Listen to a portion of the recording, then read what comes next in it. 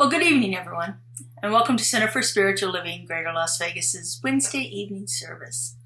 I'm Reverend Laura Hallett, and it is my pleasure to be here with you again this evening.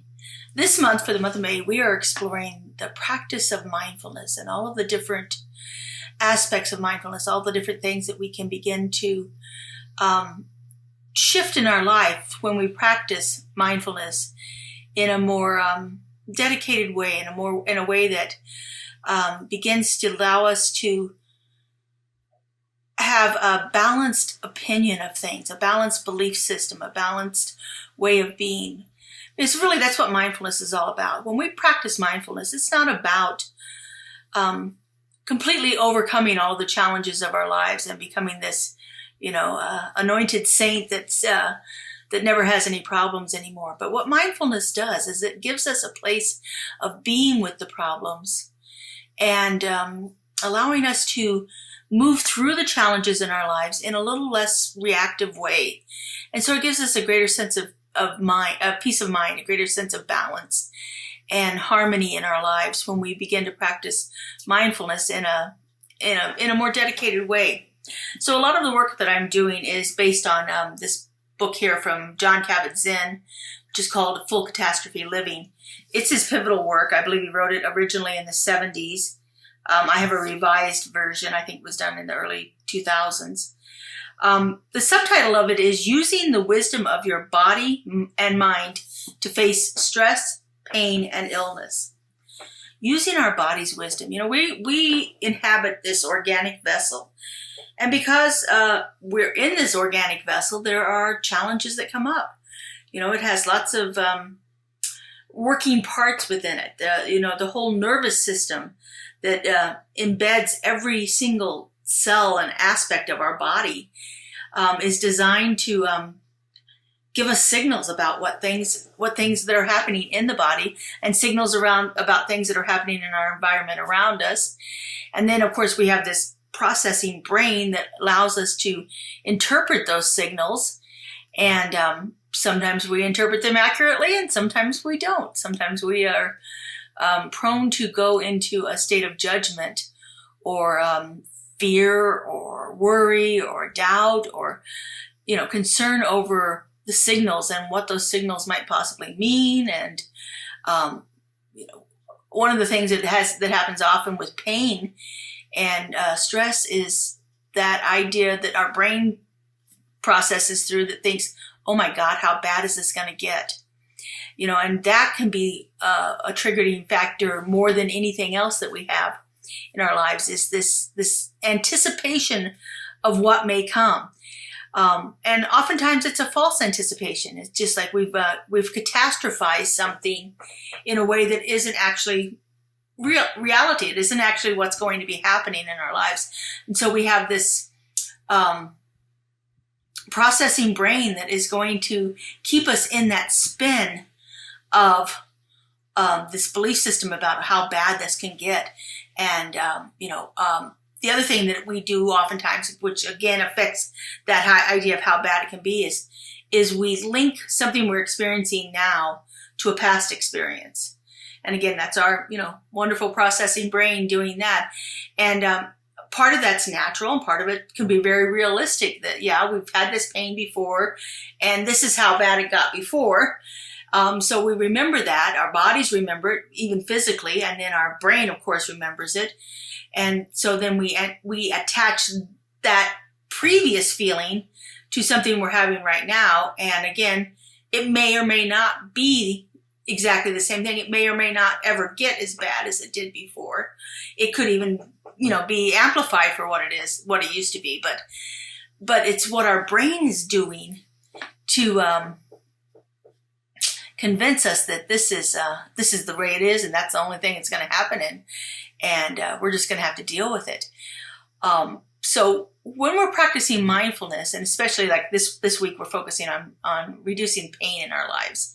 When we're focusing with mindfulness on reducing pain, it's not about being hard on ourselves because we can't get rid of the pain, or because we're still experiencing the pain. That's a really rabbit hole that we go down into because we are like, oh, I should be able to get over this. I should be able to work through this. I've done this before. I know what to do, and it's not working this time. So we have all this, this judgment stuff that goes on in our brains that keep us in that stuck place. So in his book, Full Catastrophe Living, he introduces, John Kabat introduces 7 pillars of mindfulness. And the first one is non-judging. So when we're experiencing that pain and we start to go down that rabbit hole of, oh my God, I'm not doing this right. I can't get this done. This is an awful thing and I can't do it. And we get so hard on ourselves and we judge ourselves.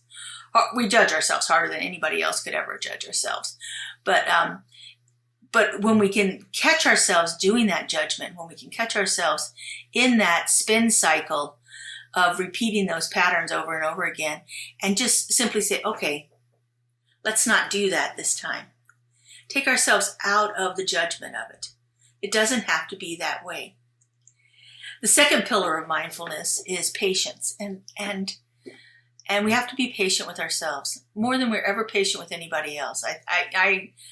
I know my experience is I'm my hardest critic.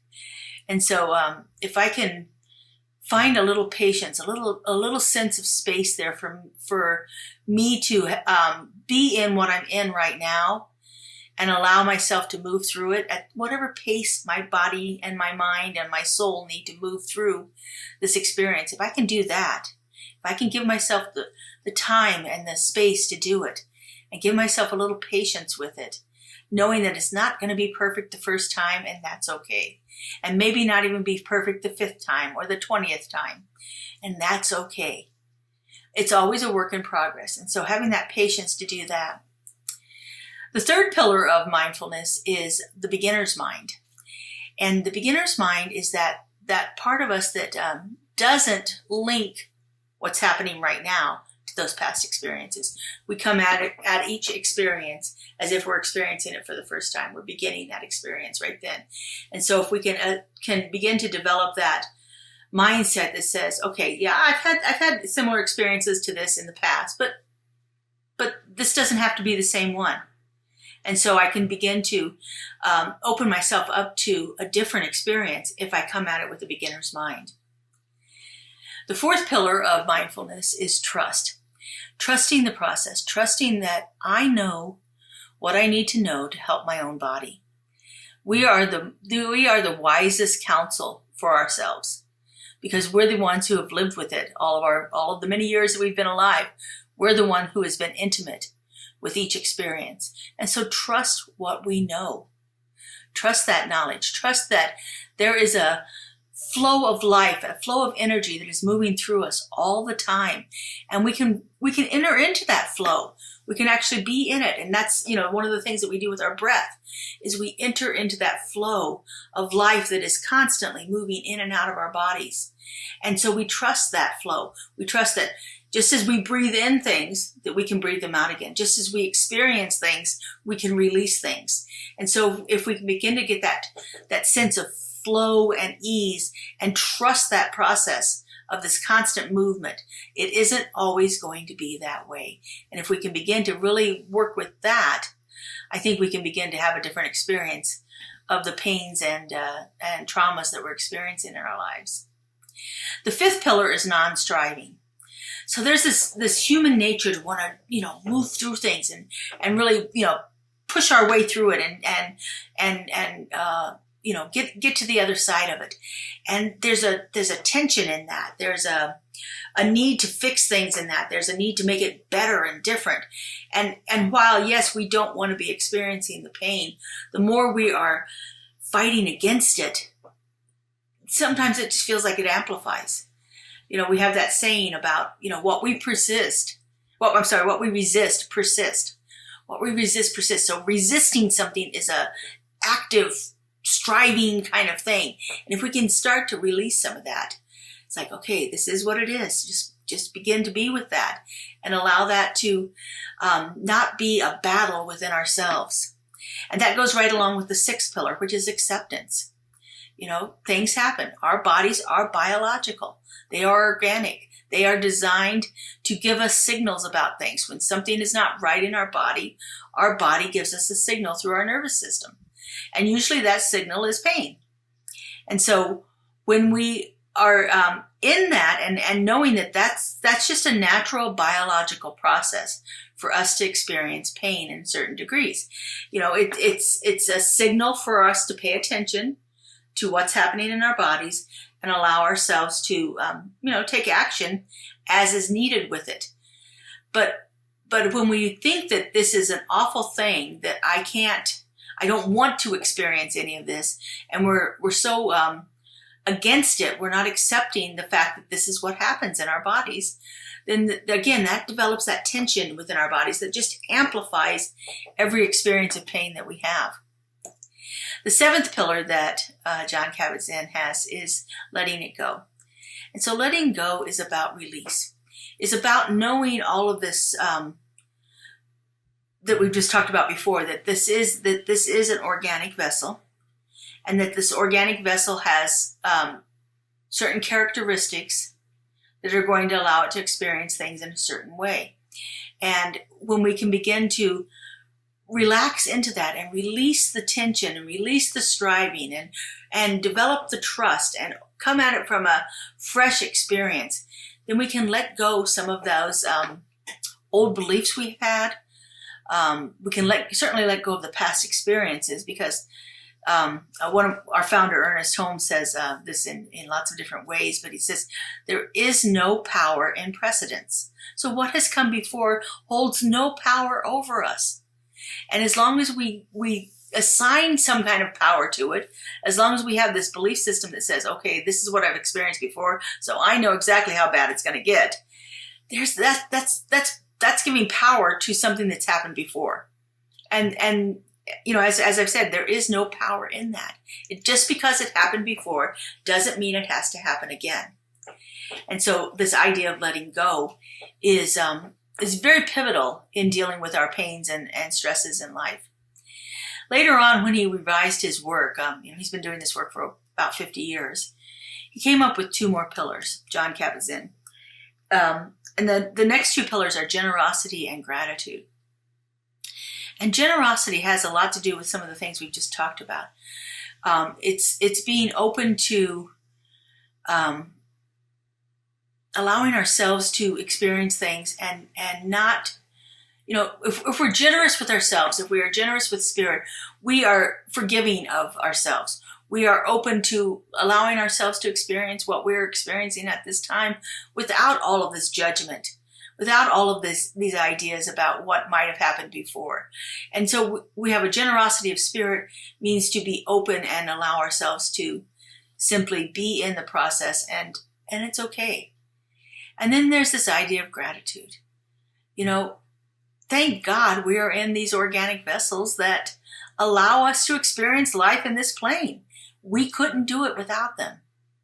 So if we begin to experience a sense of gratitude for it instead of a sense of anger and fear and worry and all of those other more negative emotions about the pain we're experiencing, okay, look, this pain means I'm alive. And I'm grateful to be alive right here and right now. I would like to experience this pain in a lesser degree, but I'm grateful that I know my body is alive. And so if we begin to have that sense of gratitude about it, not necessarily always about the gratitude for the pain itself, but a gratitude for the miracle of life, a gratitude for this beingness that we have right here, that we are in this world, that we can experience our loved ones, that we can share the world with other people, that we actually have some vehicle with which we can communicate with other people and experience life in whatever degree we wish to. How grateful we are for that. And that can really begin to set us on a path for a wonderful experience of dealing with pain in a different way. As I said, I can't even imagine a world that was pain-free for people.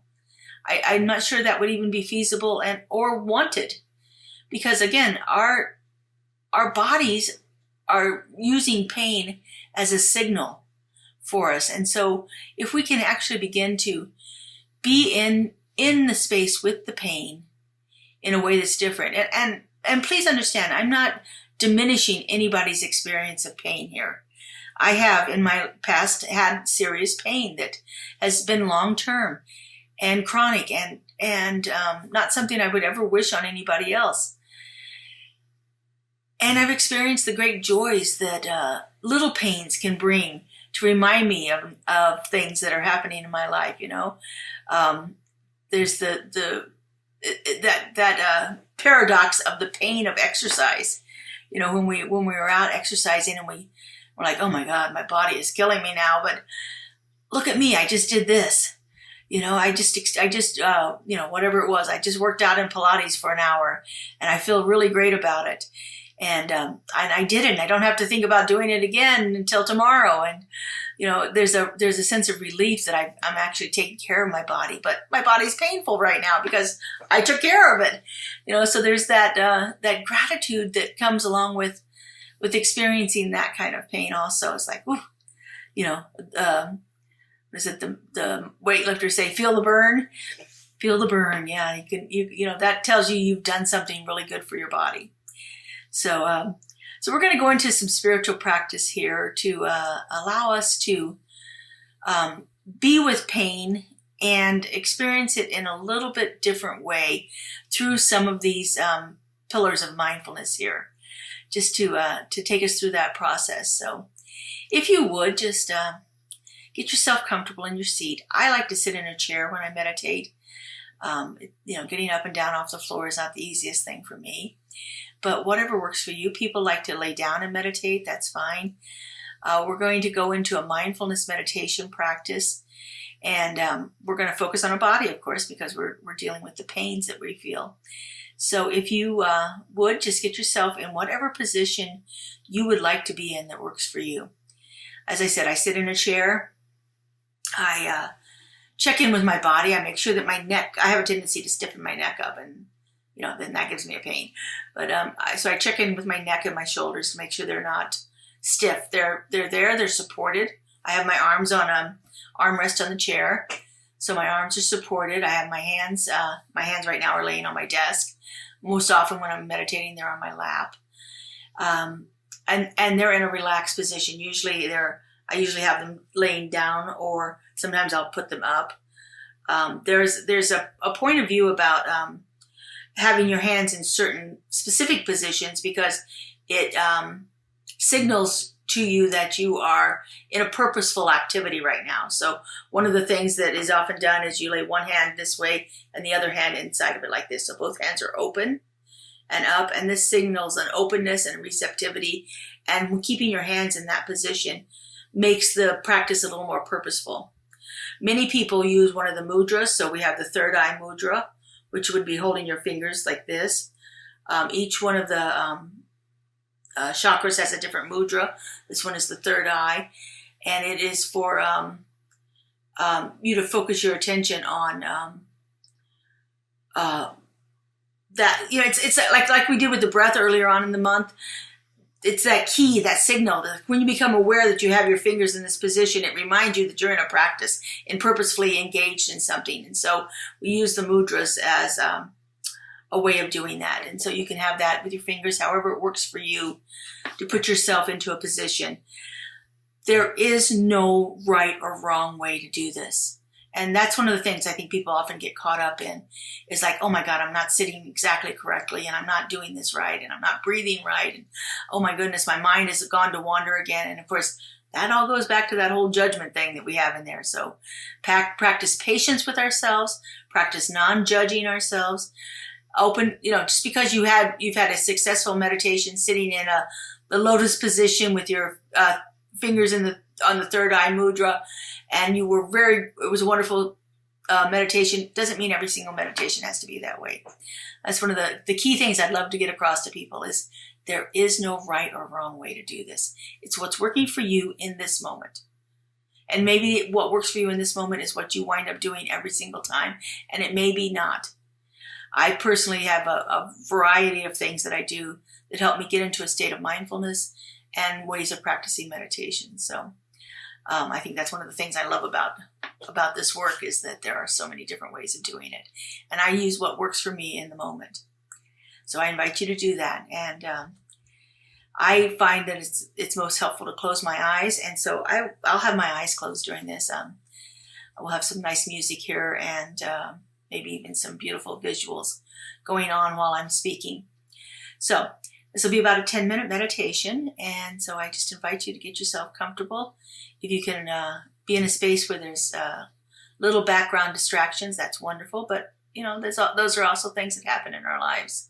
So oftentimes as I'm doing these recordings, I'll get a text that comes in that dings. I try to silence it, but everything's all connected together here in my office. So if it dings on my phone, it dings on my computer, and it dings on my iPad, and but anyway, so you may hear a bell or two, but it's all right. Just let it be. Again, no judgment. Just let it go. All right. And so I usually begin with a couple of breaths. And then again, just checking in with my body to make sure I'm not sitting tensely, yet I am erect, and there is a good flow of breath moving through my body. So my head is upright, but my neck is not tense and my shoulders are dropped. And I just breathe for a moment or two.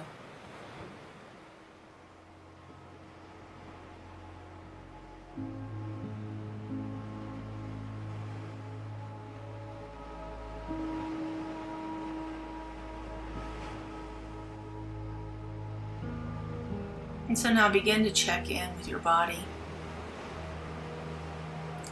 And just notice if there's any particular area that is calling your awareness to it. Currently, my right hip is bringing my attention to it. There's a little tension there, a little pain.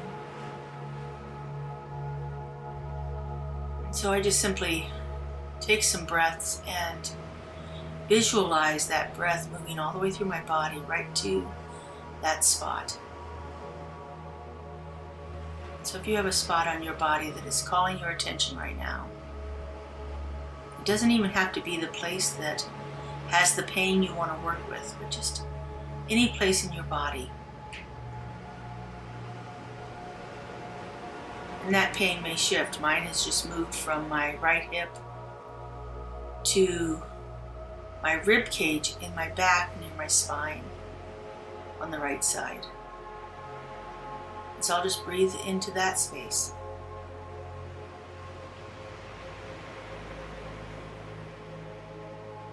Now I'm not changing my breath, but I am visualizing the breath moving through the cells and the vessels, along the muscles, any of the connective tissue, kind of flowing through that area, and then returning and breathing out.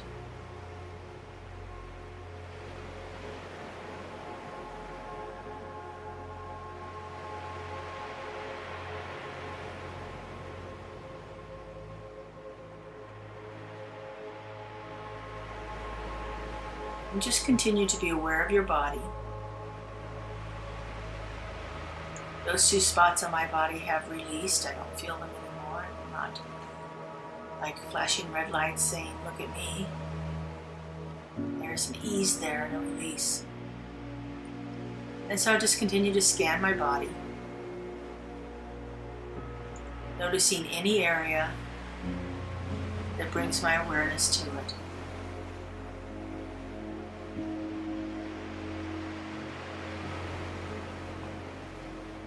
Just breathe into it.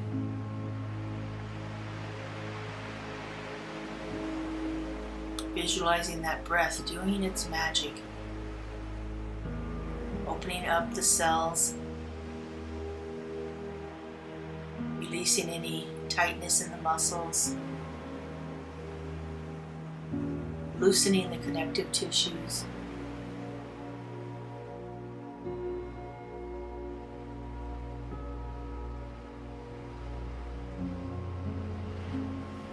returning on the out breath to be released from my body.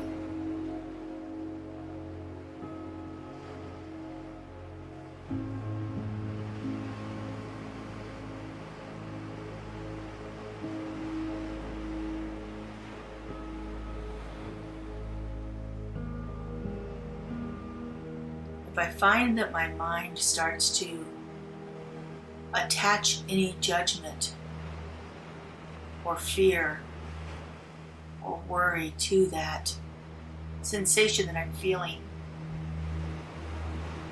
just re-engage with my breath. And again, allow the breath to move to that spot, doing what it does, revitalizing the cells, releasing the tension, and flowing on out.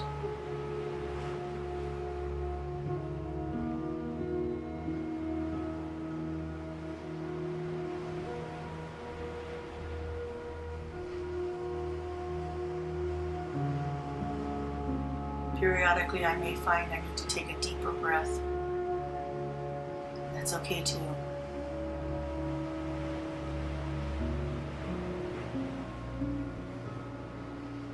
I am trusting that my body knows what to do with the sensations that it's feeling.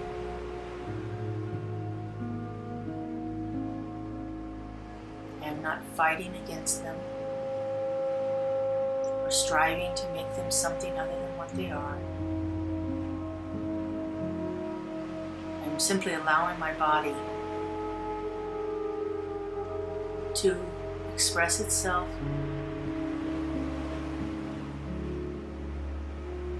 giving it a space to be, being very generous with myself.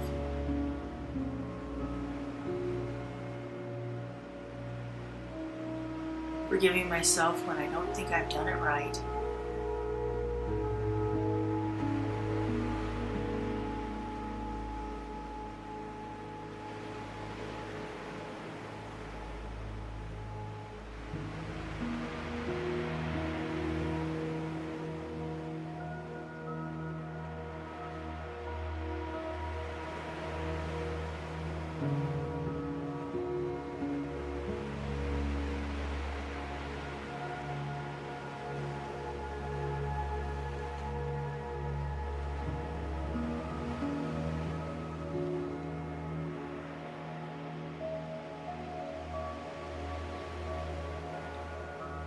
And remember that patience is one of the key mindfulness pillars that we need to begin to practice, being patient with ourselves.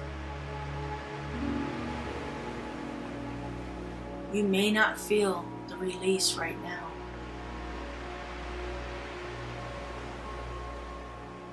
It may take continued practice for you to begin to experience it. The pain may release for a moment and return to you, sometimes even stronger than it was before.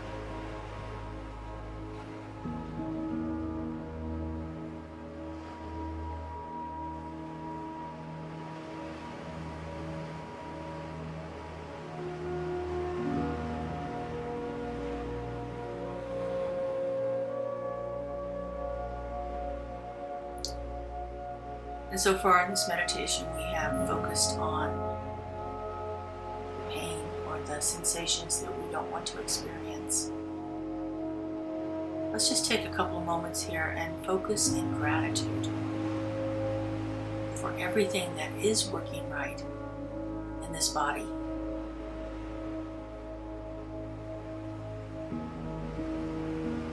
We have these amazing feet that move us from one place to another, that allow us to balance and stand upright.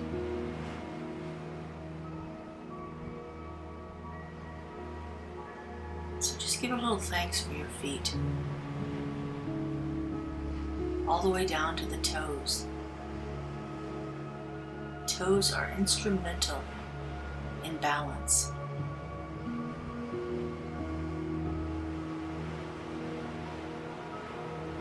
Just move on up to your ankles.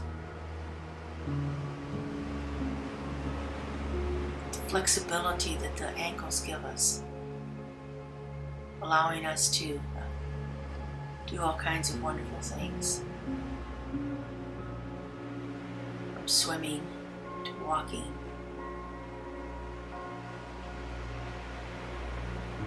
Think of the ballerina. The beautiful poses that their ankles allow them to experience.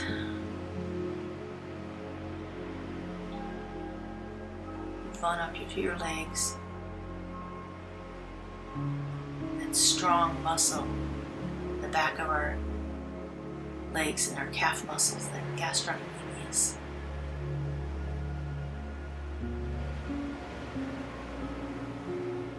Powerful muscle that allows us to move quickly.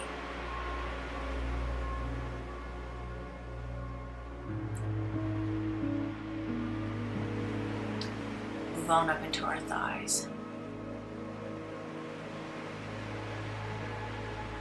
Magnificent muscles exist in our thighs.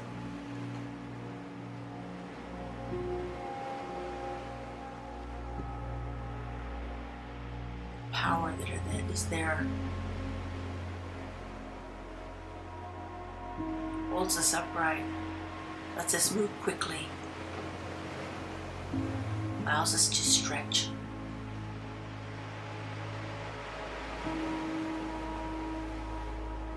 And let's not forget all of that connective tissue that keeps it all working right. Tendons and the ligaments that hold our muscles and attach them to the bones that actually allow movement to occur.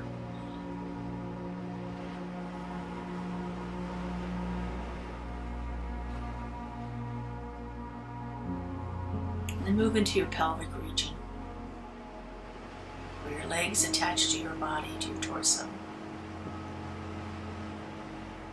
The bones and the muscles, all of the tissues there, protect our reproductive organs that allow us to create life. And how amazing is that? Even if we've never done it, even if those organs are no longer there, the miracle of life is possible within them.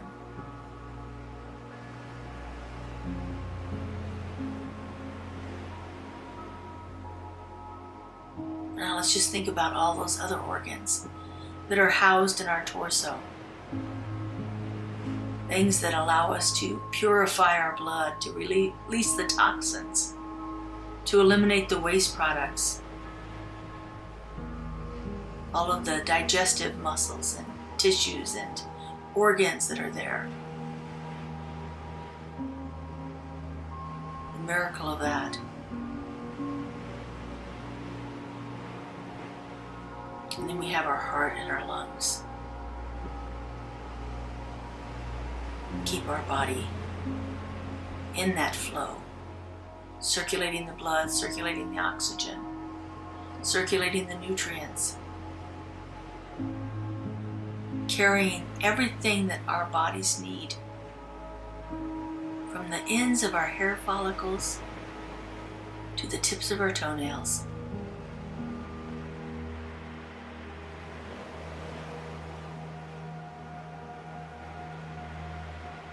Think about that torso, the rib cage that protects the vital organs,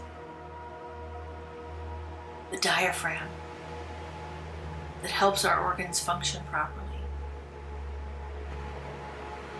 the muscle wall that surrounds it and protects it,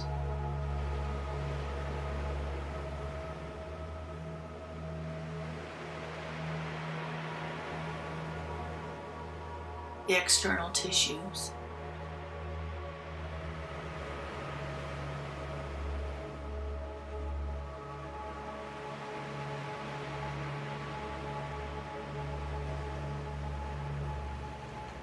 now let's just give a little gratitude for our arms and shoulders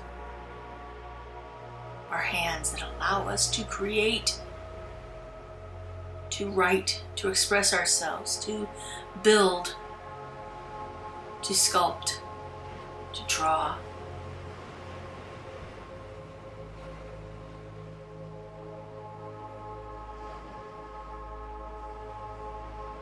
And then give a little gratitude for this amazing head that we have. So much of our way of communicating and receiving input is centered in our head.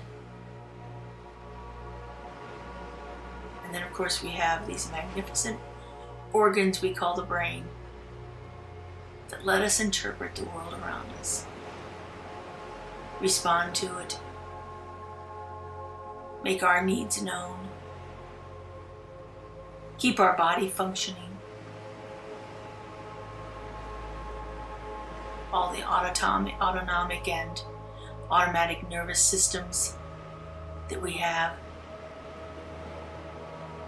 our responses of breathing and heartbeat that we don't even have to think about, digestion that takes place on its own. I never have to tell my stomach to digest the food I've put in it. The brain takes care of that.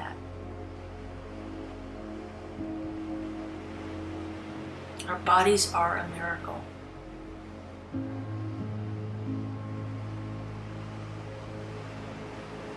Even when we're in pain.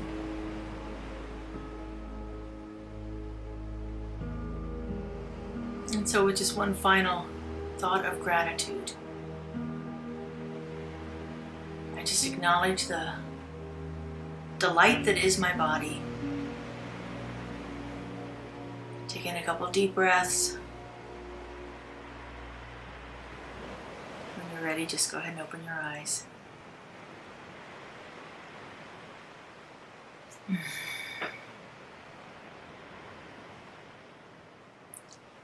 Everything always seems brighter after I meditate. I don't know what it is, but I like it. Thank you for being with me here tonight and experiencing this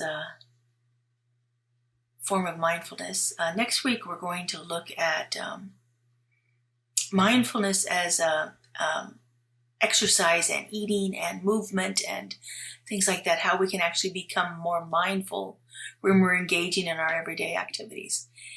So we're going to do a little eating thing next week. So have something with you if you're planning on joining us.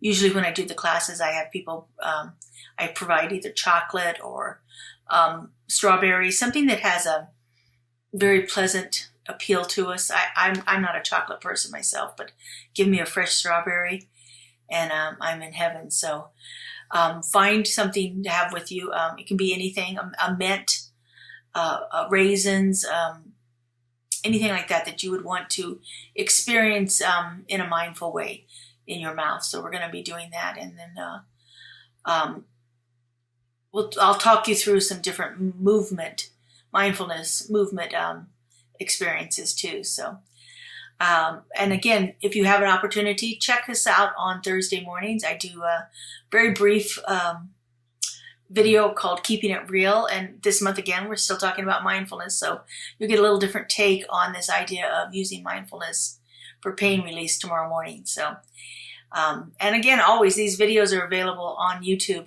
at any time, so check us out. Have a great week, everyone, and I hope to have you here with me next week. Bye-bye. Here at Center for Spiritual Living Greater Las Vegas, we are a mission and vision-driven community. We offer transformative educational opportunities, deep and meaningful moments of connection, uplifting Wednesday and Sunday services. We greatly appreciate your contributions that support the amazing work we're doing here in Southern Nevada. We have several easy ways you can contribute. We have text to give. Simply text the amount of your donation to our text to give number, and you'll be prompted to enter your information. There's a link to our online donation page posted below this video where you can contribute by debit or credit card. And of course, you're always welcome to send a check to our office if that works better for you. All of your contributions go to support the great work that we're doing here in Greater Las Vegas community.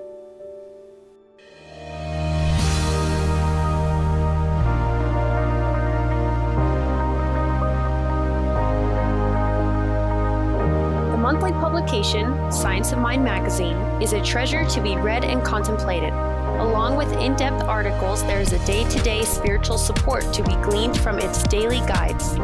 Licensed practitioner Lynn Frankenberger hosts Adventures in Faith on Zoom, and you're invited to join in. This is a weekly group discussion that focuses on those daily guides and how to apply them. Check Facebook and our weekly newsletter for more details. Keeping it real, keeping it real. Keeping it real, keeping it real. Keeping it real with Reverend Laura. Keeping it real, keeping it real. Keeping it real, keeping it real. Keeping it real with Reverend Laura.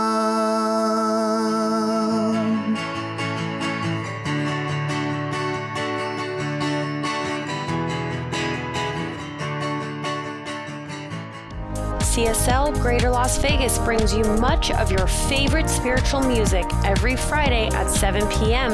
with spiritual soundscapes. Enjoy performances from CSLGLV vocalists along with special guest singers.